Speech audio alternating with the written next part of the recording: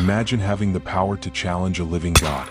Not with an army nor with magic, but with the most powerful tool of all, refusing to work. Today we are not going to talk about pharaohs or treasures, but about the men who built eternity, and what happened on the day they decided their dignity was worth more than the pharaoh's gold.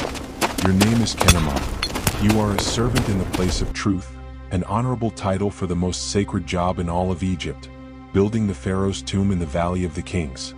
Your life is a source of pride. Your family lives in a stone house in a village built by the state itself. You are not a slave. You are an artist, an elite official.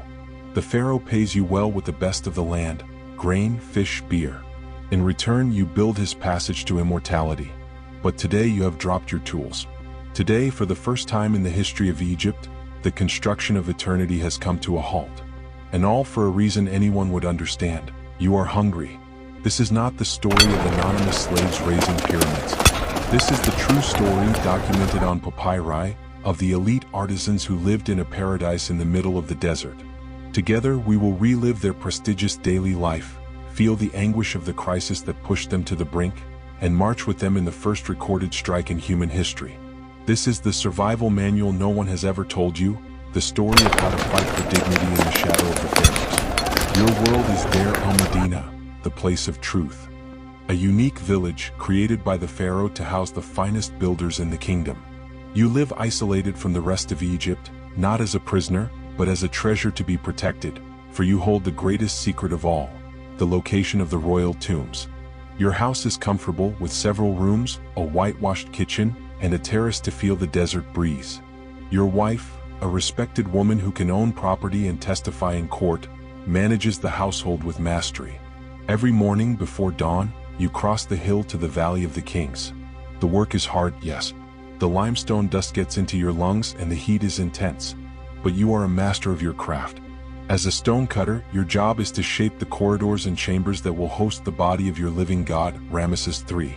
It is an honor that ensures you a good livelihood and, more importantly, the favor of the gods. You know how to read and write like most of your colleagues, a rarity in Egypt. You are part of an elite. Your life is in perfect ma'at, the cosmic order. But that order is about to be broken. The problem begins as a rumor, a shadow on the edge of your paradise. The donkey caravan that brings grain and fish from the temples of Thebes is delayed. At first no one worries, but days turn into weeks. The rations in your home begin to dwindle. Your wife tells you that the last of the grain is running out, and the silence of your children becomes heavier than their cries. Your wage is life itself. Without grain there is no bread. Without barley there is no beer. Without the surplus you cannot barter at the market. Papyri from the era tell that you had to start buying oil for your lamps on credit, falling into debt. Anxiety grips the village. At work the atmosphere is tense. The men are weak and demoralized. The rhythmic sound of the mallets loses its force. A painter makes a mistake on a hieroglyph. A sculptor chips a relief. Unthinkable errors just a month ago. The foreman, who is also suffering, tries to maintain order, but morale is at rock bottom. How can you build the house of eternity for your pharaoh if you cannot guarantee the bread for your children? The scribe Amenact, your leader, has already sent several complaints to the vizier in Thebes. The replies are evasive. They speak of problems with the records, of corruption in the granaries, excuses.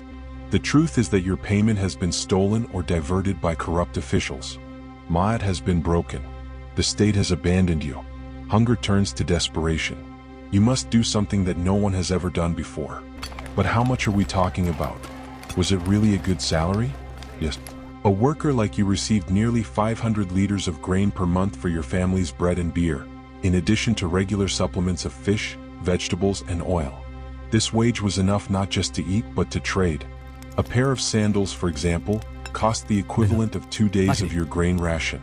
You were not wealthy, but you were solvent and lived with dignity. That is why, when the payment stopped, it wasn't an inconvenience. It was an economic catastrophe. It is the 21st day of the second month of the season of parade.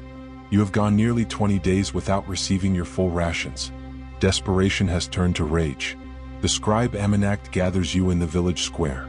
His voice is firm. Pleading has not worked. It is time to act. The decision is made. At dawn, you do not cross the hill towards the Valley of the Kings. Instead, you march together in a procession, along the desert path towards the great funerary temples of Thebes. It is an act of unthinkable bravery. You are abandoning the sacred work. Technically, it is treason. Arriving at the gates of the temple of Medinet Habu, the priests and guards look at you, astonished. There is no violence. You simply sit down before the temple walls. Your leader speaks the words that history has preserved. "We are hungry. 18 days of this month have passed, and we have still not received our rations." The priests, terrified that the scandal will reach the pharaoh's ears, try to calm you with offering breads. But you do not move. You do not want handouts, you want your wages. The protest lasts for 3 days. Finally, fearing that the tomb's construction will be halted indefinitely, the corrupt officials yield. The sacks of grain arrive. You have one. So, does this mean there were no slaves in Egypt? Not exactly. Egyptian society was complex. Slaves existed, mainly prisoners of war who worked in the harshest conditions, such as the quarries. But men like Kenamun, the artisans of the Valley of the Kings, were an aristocracy of labor. They were so crucial to the pharaoh that they enjoyed a status and rights unthinkable for a slave. Their strike is the ultimate proof of that difference. Returning to Deir el-Medina with the sacks of grain, you are no longer the same person. Your journey has transformed you. You began as a servant in the place of truth, an obedient cog in the great machinery of the pharaoh. But injustice forced you to act. You discovered that your worth lay not only in your skill at carving stone, but in your ability to unite with your brothers and demand your dignity. You did not overthrow the pharaoh, but you made him listen. This is not just the story of the first strike.